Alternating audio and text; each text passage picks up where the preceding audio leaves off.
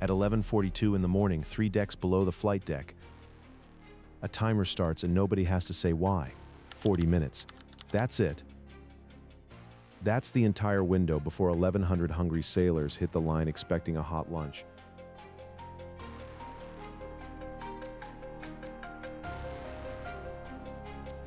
And if the line stalls, the whole ship feels it. A culinary specialist grabs 2 sheet pans straight from the oven, calls out a temperature check without looking up, and moves to the next station before the first pan even hits the counter. There's no countdown on a screen, no dramatic music playing in his head, just a clock in his skull that never stops running. Most sailors walking through that chow line will never know how close that lunch came to being late. Most Americans will never know this kitchen exists at all, and yet in the next 40 minutes, this galley and the sailors running it will turn pallets of raw ingredients into thousands of plates, fast enough that nobody standing in line ever feels the panic happening just behind the counter. The question this video answers is simple to ask and brutal to actually pull off. How does a Navy cook turn raw cargo into a hot lunch for thousands of people on a moving ship in less time than it takes to watch a sitcom episode without a single missed plate? If by the end of this video you understand exactly what it takes to feed a crew this size this fast every single day, type proud in the comments.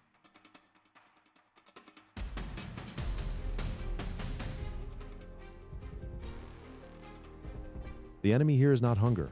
Hunger is just the symptom.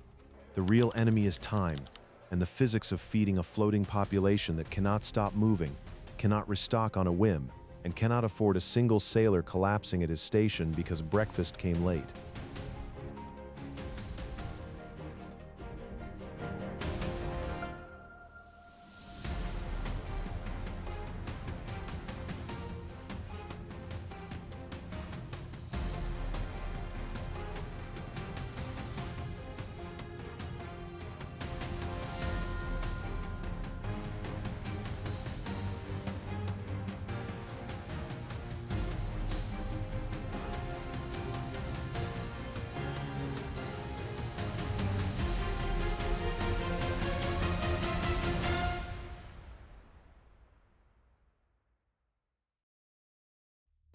Most people look at a Navy chow line and see a cafeteria with extra steel.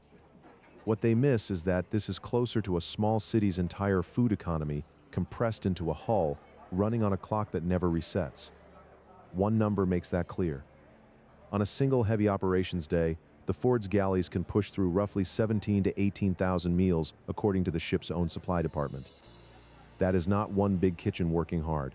That is an industrial food system fighting the clock, 4 times a day, every day, whether the ship is in a storm, in combat, or simply crossing open ocean. What happens the one time that system falls behind?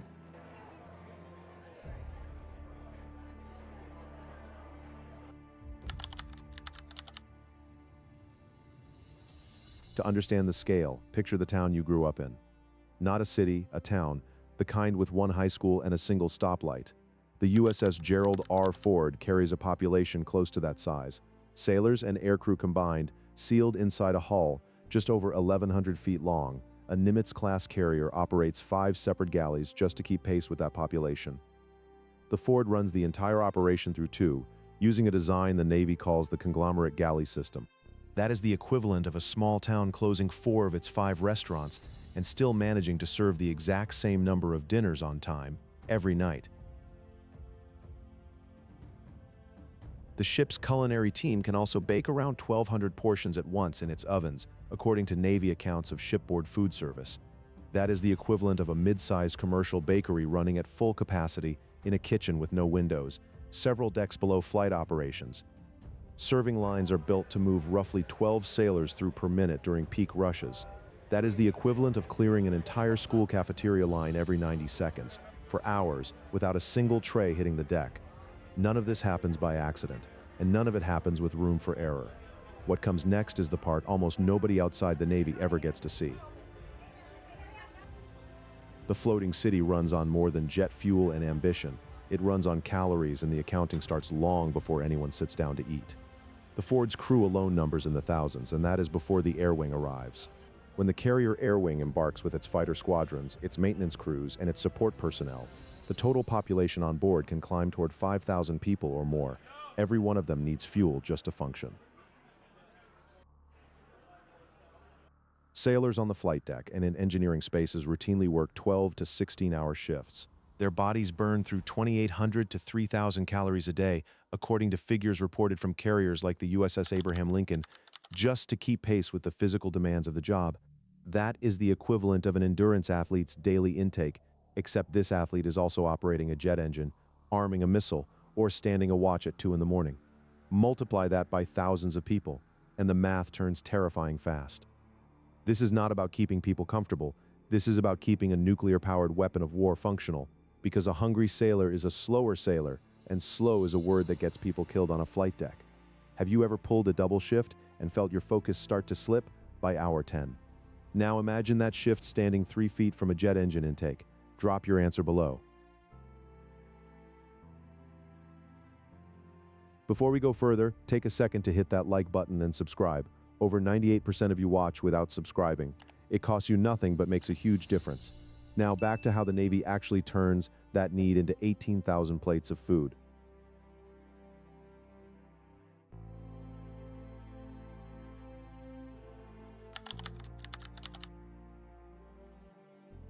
The mystery is not that 5,000 people need food.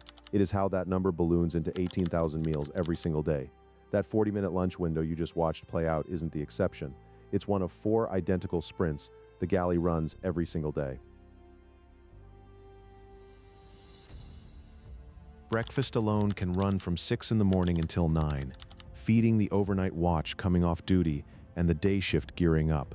Lunch and dinner each pull in their own wave of hundreds of sailors at a time, rotating through in shifts because there is no way to seat 5,000 people at once. Then comes midrats, short for midnight rations, a 4th meal served specifically for the sailors who stand watch through the night, launch jets before dawn, or work maintenance while the rest of the ship sleeps. 4 meal periods, thousands of people per period, and suddenly the daily count on a heavy operations day climbs past 17,000 and toward 18,000 meals. A figure confirmed across multiple Navy carrier deployments. That is the equivalent of an NFL stadium concession stand, serving out its entire game day inventory, then doing it again 3 more times before midnight. The forgotten detail is that this number is not fixed. Flight operations, general quarters drills, and combat readiness posture can all push the meal count higher without warning, and the galley has no option to say not today. The kitchen does not get advance notice when the mission changes. It only gets a clock.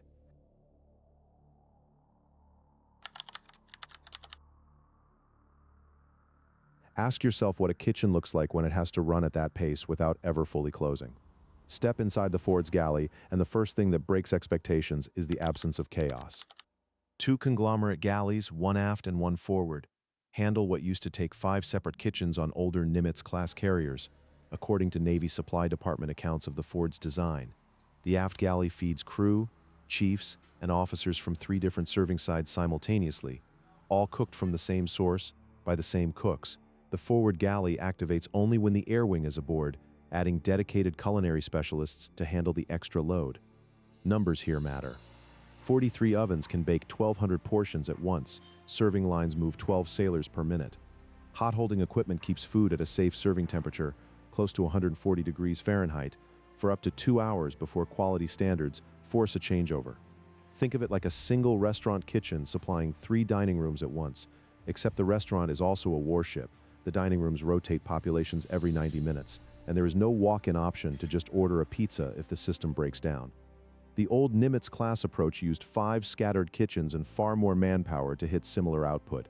The Ford does it with 2, a design the Navy calls a 2-to-1 efficiency gain in galley footprint without a drop in meals served. The culinary specialist plating tray 4000 that night does not get his name called over the ship's intercom. He gets a short break, a hot meal of his own if the timing works out, and back to his station for the next wave.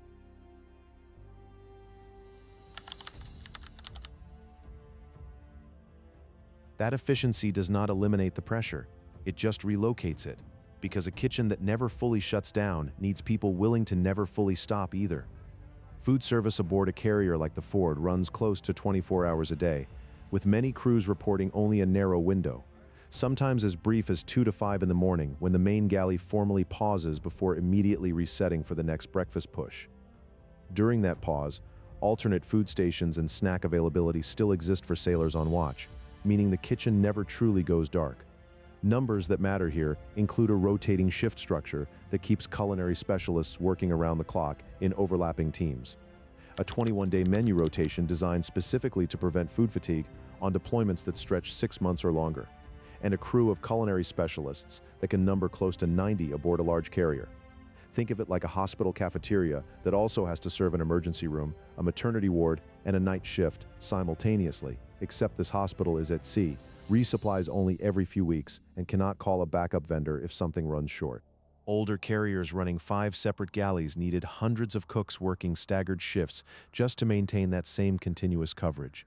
The Ford's 2-galley conglomerate system covers the same 24-hour demand with a leaner crew, proof that efficient design can shrink manpower without shrinking responsibility. The sailor who reports for a 2 a.m. prep shift for the breakfast rush does not get applause when he walks in. He gets a name on a duty roster and a job that starts before most of the crew is even dreaming. Do you think you could work a rotating overnight kitchen shift on a moving ship for 6 months straight? Let us know in the comments.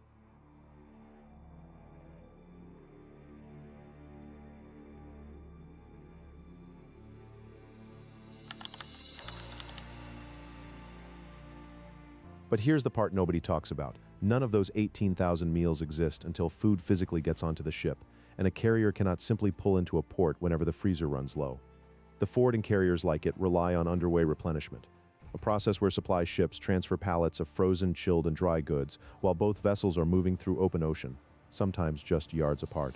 Once aboard, cargo elevators move that food from upper deck, receiving points down to refrigerated and frozen storerooms positioned deep in the hull, specifically engineered near the galleys to minimize travel time during meal prep, according to Navy descriptions of the Ford's supply architecture. On a single day, a large carrier's kitchen can move through numbers that sound almost fictional. Reported figures from carriers like the George H.W. Bush and the Abraham Lincoln include around 1,600 to 2,500 pounds of meat and poultry, 160 gallons of milk, 30 cases of cereal, 350 pounds of lettuce, and as many as 20,000 cups of coffee consumed in a single day. That is the equivalent of restocking a full supermarket meat counter and dairy aisle every single day, indefinitely, without a delivery truck ever touching the dock. The financial side is just as staggering. Feeding the crew can cost a carrier between $45,000 and $65,000 a day, according to Navy supply figures, which scales into a monthly grocery bill that can exceed $1.8 to $2 million. That is the equivalent of running a mid-sized restaurant chain's entire monthly food budget, through one kitchen on one ship, with zero margin for spoilage once you're 3 weeks from the nearest port. If a shipment of produce arrives damaged during a rough water transfer, there is no backup grocery run. There is only what is already in the hold and the discipline to make it last.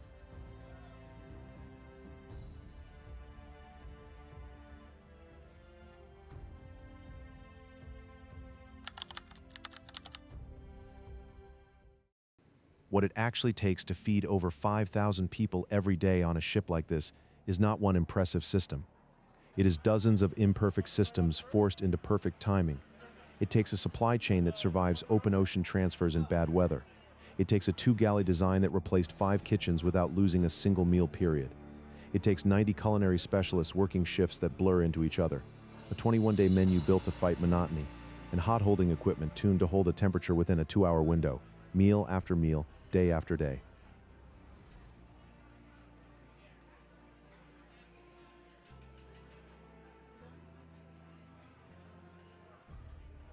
What the official reports do not tell you is how much of this depends on sailors who never chose culinary work as a career.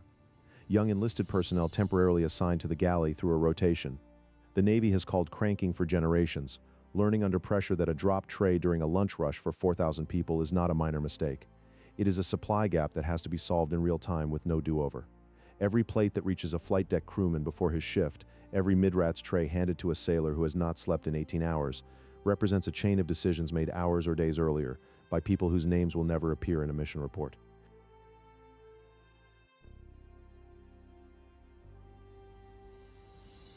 This is the quiet infrastructure behind every headline about fighter jets and flight deck operations.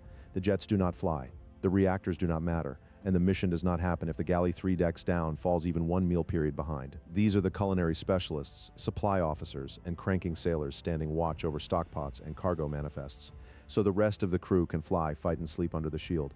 They help provide. If this video changed the way you see what actually keeps an aircraft carrier running, Subscribe now. The story you just heard is still being cooked. 3 decks down right now.